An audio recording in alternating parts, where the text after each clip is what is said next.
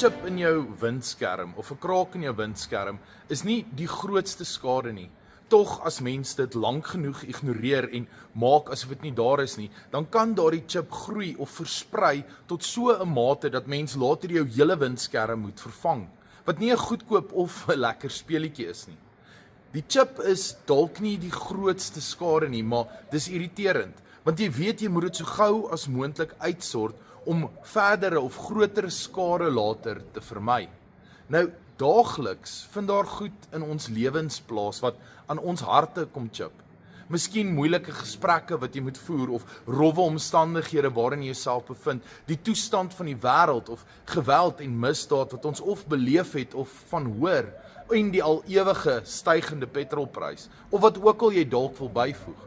Maar daar is soveel goed wat daagliks aan ons harte kom chip, en in plaas daarvan om dadelik na dit om te sien soos wat ons met 'n windskerm sou, los ons daardie chip, want ons dink dalk die skade is nie so groot nie, of dat dit is nie so belangrik nie, en dan môre chip dit verder, en die dag daarna verder, en verder, en verder, totdat ons hele hart later gekraak is, en dan breek dit vir die kleinste dingetjie, en dan wonder ons by onsself, hoe het dit gebeur? Spreuke 4 vers 23 sê vir ons, bewaar jou hart meer as enige iets wat bewaar word, want daaruit ontspring die lewe. Die 83 vertaling sê, wees veral versigtig met wat in jou hart omgaan, want dit bepaal jou lewe. Daaruit ontspring die lewe, of dit bepaal jou lewe. Dit klink nogals belangrik. Ek dink jy sal saamstem dat 'n windskerm vol krake is nie regtig iets werd nie. 'n Mens kan nie lekker deur dit sien nie en dit laat selfs wind in. Dit verhinder 'n mens om te kan sien en dus om te ry.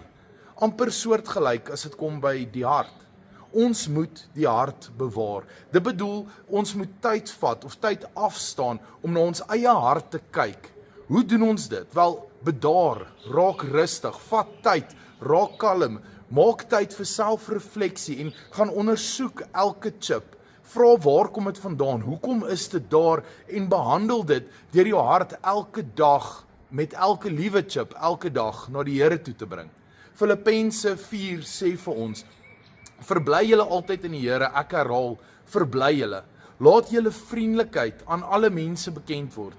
Die Here is naby.